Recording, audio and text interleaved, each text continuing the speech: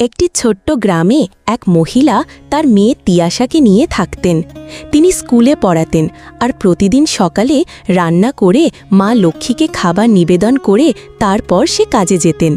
তিয়াশা বাড়িতে থেকে পড়াশোনা করত আর খেলা করত।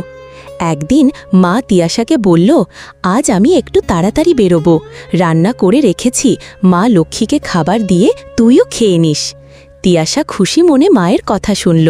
ছোট হাতে সে দুটি থালায় খাবার সাজাল, একটি মা লক্ষ্মীর জন্য আর একটি নিজের জন্য। মা লক্ষ্মীর মূর্তির সামনে রেখে সে বলল, মা লক্ষ্মী, এবার তুমি খেয়ে নাও।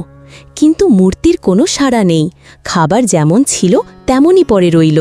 ছোট্ট তিয়াশা কাঁদতে কাঁদতে বলল, তুমি না খেলে আমিও খাবো না।